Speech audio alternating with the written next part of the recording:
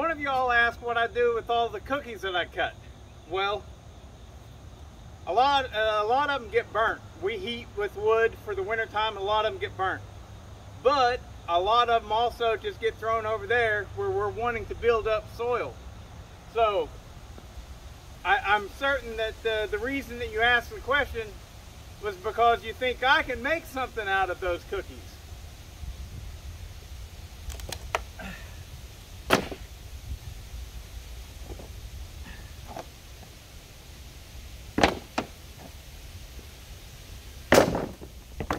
No, you can't.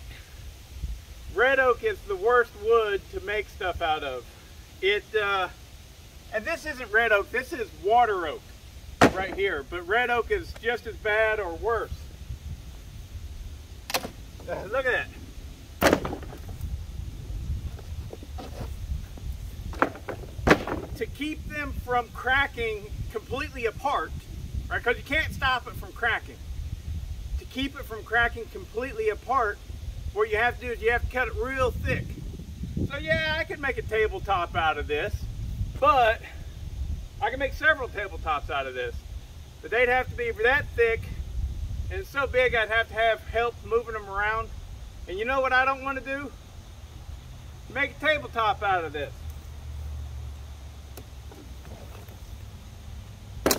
All the red oak that I'm cutting is terrible. Look at this. It's terrible to make lumber out of. I learned that the really hard way. You see I got my sawmill there. I've made a shit ton of red oak lumber and it's just trash.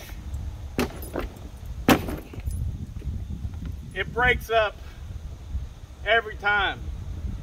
There are ways to be better about this. Don't leave it out in the sun, stuff like that. But it doesn't matter what you think you know about making lumber. Whenever it comes to red oak and other species of oak, don't waste your time.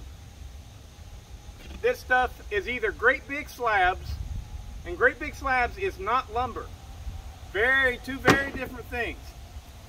Great big thick slabs, like a minimum of 2 1/4 inch, and put away and dried properly, you can do something with it. But it still wants to twist, and it'll get cracks all in it. Another thing that's bad about it is you can't get it smooth. Not like it should be, not like fine furniture quality. You cannot get red oak smooth.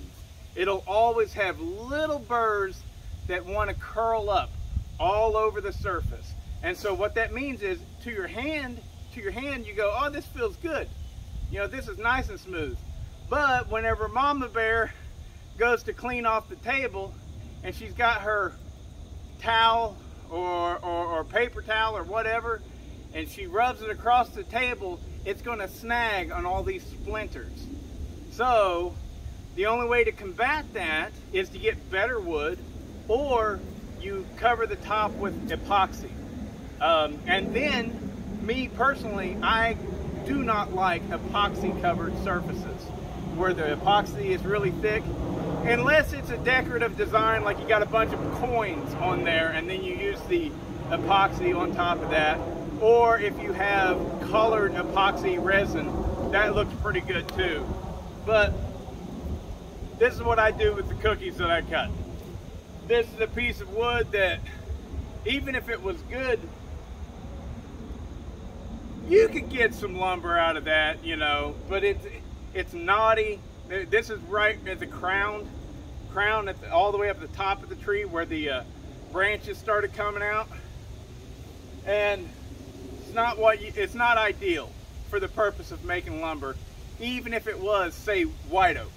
Right, white oak, I've yet to make any lumber out of it, but everybody tells me that white oak's about the best lumber that you can get, period. It's moisture resistant, it doesn't crack and warp very bad at all. So, but anyways, just thought I'd throw that out there. This is what I do with my cookies.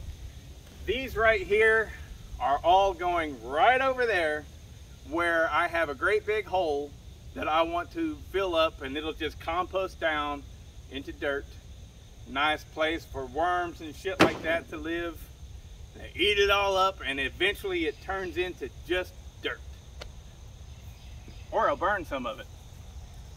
I got a lot of stuff that I've been storing up because I'm hoping that this this winter, I've got a whole lamb that I've saved. I want to do a